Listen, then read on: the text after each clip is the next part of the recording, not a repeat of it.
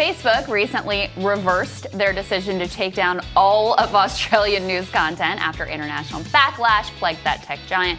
Matt Stoller notes Facebook censorship was a reaction to an Australian law that mandated tech platforms to negotiate terms with publishers over that news distribution. So Matt also notes unsealed documents reveal Facebook persuaded ad buyers spend more money on the platform than they otherwise would have. So research director at the American Liberties Project and author of Goliath, the 100-year war between monopoly power and democracy, Matt Stoller, he joins us now to discuss all of what is going on here. Matt, they cut a deal, Facebook and Australia, but what is the core disagreement here about what does it reveal to us about Facebook and Google even? Well, okay, so we have to start with the fact that Facebook cut off news to all Australian Facebook users. Right? That's crazy that one company has the power to just change how an entire country, reads news. And they didn't just do that. They also said that any Australian news publisher can't put their stuff on Facebook for anyone in the world. So Facebook actually changed the entire world's news consumption habits, and that's sort of extraordinary. And they did it in response to a law which said that that publishers have the right to sit down with dominant tech platforms and bargain with them over the terms and services by which they distribute news content. This is things like, the algorithms. So if you're a digital platform, you now have to tell publishers when you're going to change your algorithm to radically change their traffic. It's things like how you use data. And then it's also how much you're going to pay to support the cost of news that you monetize on your platform. It only applies if you have monopoly power in the Australian online advertising market, which both Facebook and Google do. But Facebook said, no, we don't want to obey this law. We're just going to ban all news sharing on Facebook. And then after a couple of days of negotiation where they looked really bad, and also it's probably the case that Facebook users stopped using the platform as much, Facebook turned around and reversed themselves. And that's where we are today.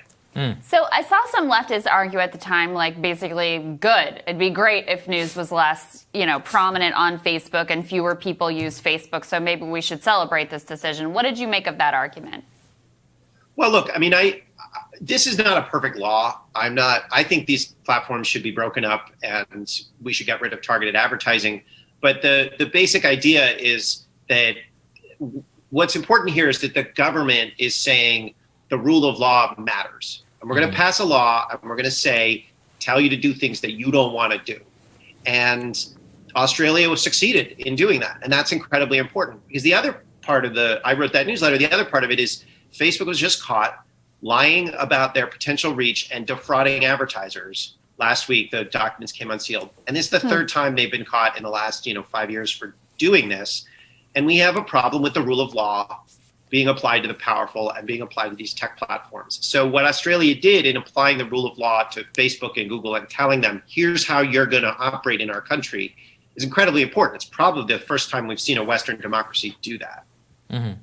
Well, that's the complicated question. It's like you said with the law itself. I saw a lot of people, even who don't like Facebook. I don't really count myself in that category. Right. But I don't know, should people have to pay if somebody else posts a link? It almost seems like a violation of kind of what the internet is all about. What do you make of it from that perspective? Because I think that the way the Australians went about this complicated the entire discussion.